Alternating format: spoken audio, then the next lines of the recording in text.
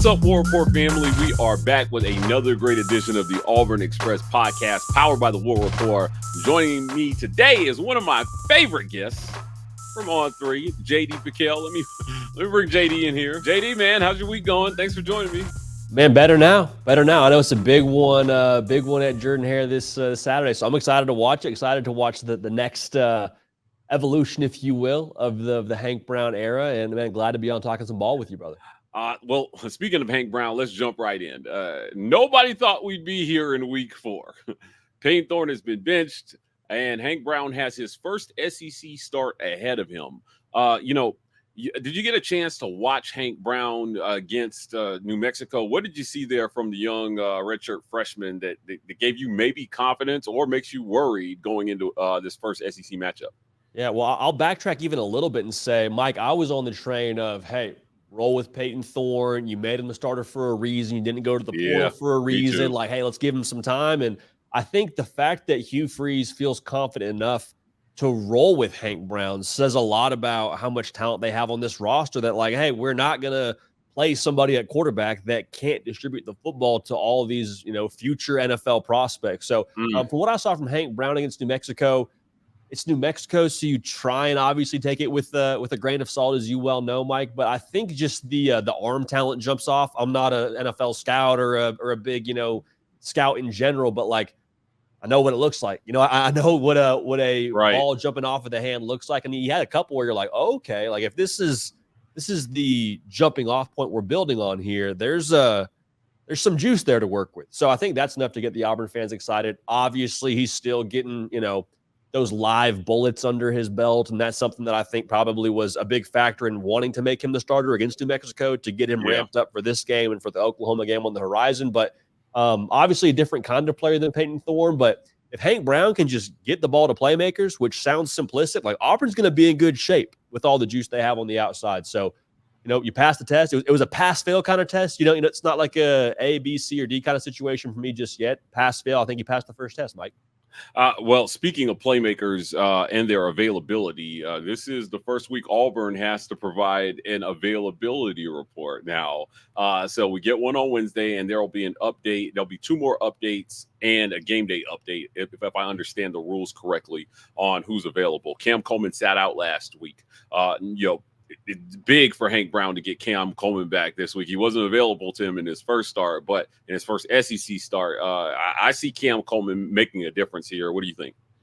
Oh, 100%. 100%. And just the fact that he's even like him being on the field takes attention away from Rivaldo Fairweather, takes attention away from Keandre Lambert-Smith, could potentially give you better looks in the run game. So, I mean, all those things combined together, even if Cam Coleman isn't, let's just say for speculation's sake, he's somewhere in the 80% range. I hope he's more than that, but let's just say, even if he's just on the football field, I think he changes the way that Arkansas is able to play on the back end. So just him even being in the game would be massive for Hank Brown. And also just from a confidence perspective, like we've all seen those social media clips that say, oh man, heck, he's down there somewhere. Like, hey, Cam Coleman's down there somewhere would be a nice way to live for your first SEC start.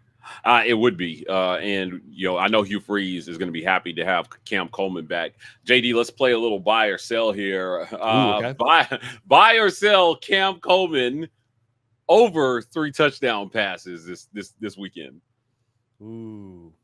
You know what? I'll buy that for Hank Brown. I'll take 3 touchdown passes for Hank. This Arkansas secondary isn't all that great. They struggled even against UAB. They had 3 touchdowns passing against them. Alan Bowman went for 3 bills against them. Now, Alan Bowman's played a lot of football now, and so has Jacob Zeno, UAB's quarterback. So it's a different situation. But I think there's going to be some money on the table for him to cash in. So I'll go ahead. I'll buy that one.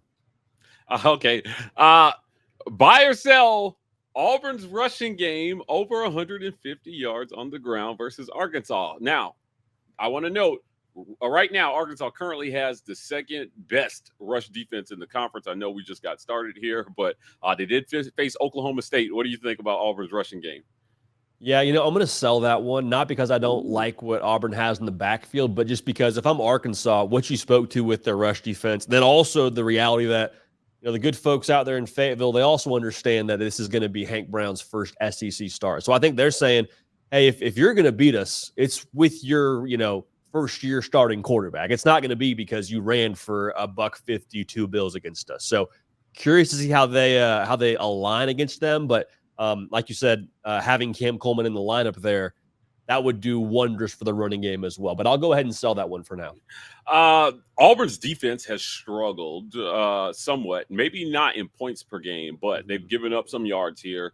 The pass defense is rated the worst in the league right now. As a matter of fact, Arkansas is at 14, Auburn's at 16. Florida is sandwiched right there in the middle.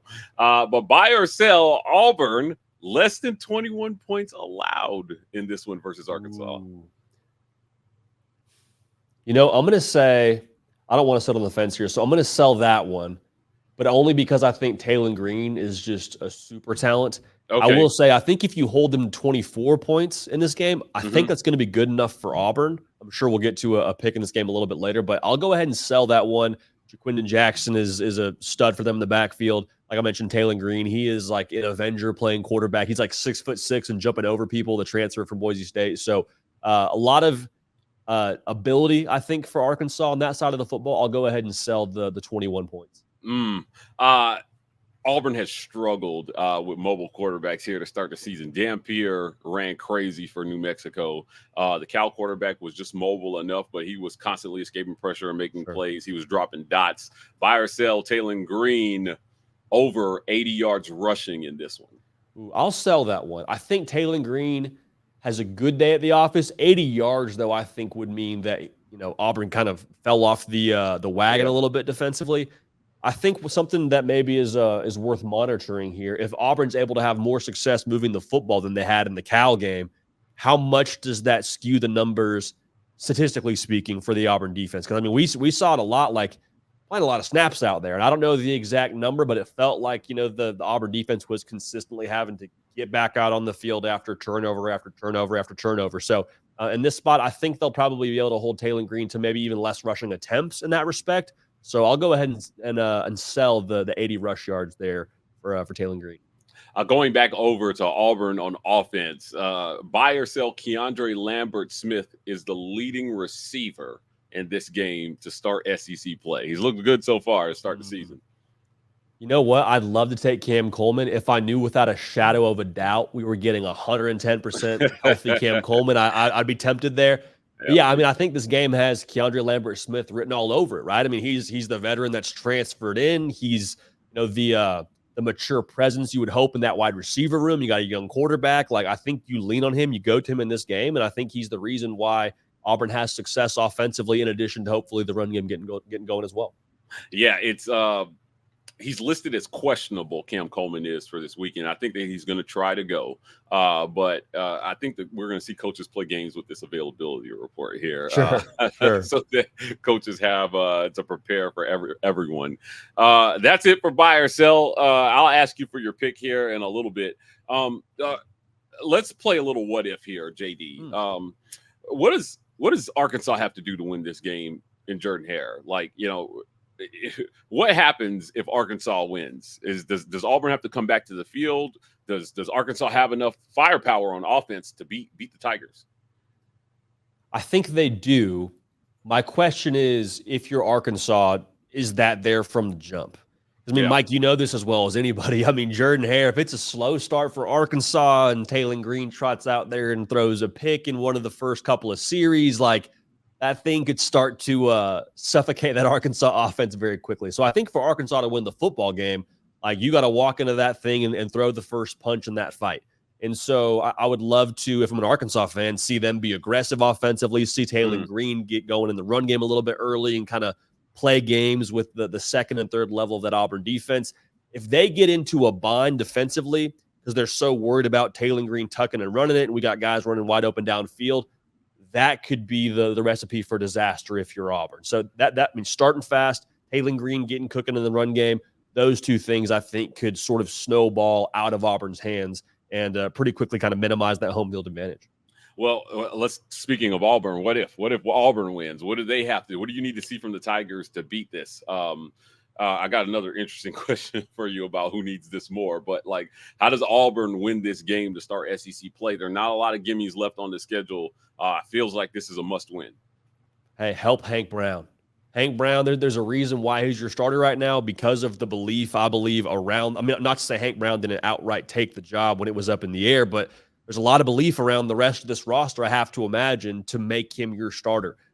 Support him. Like, prove that there is enough talent to, have a change at quarterback and elevate him with receivers making contested catches, running backs being able to set up a second and manageable, a third and manageable, to where if you're Hank Brown, you don't feel like you have to make a superhero play throughout this game because you have complementary football being played. So sort of a simplistic answer, but I think for Auburn, that's absolutely the case. If you're able to allow your first year starting quarterback, first SEC start for the guy, to just let the game come to him, not have the heart rate get too, accelerated, have the eyes get big, just play within the system and know that guys are doing their jobs and being dependable.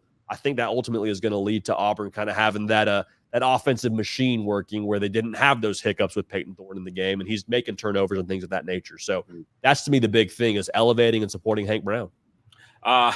Before I ask you for your pick here, we get out of here, JD. I got to let our listeners know this segment is brought to you in part by Manscaped. JD, I don't know about you, but it's hot and humid outside, and if you're not manscaping, you're doing it wrong.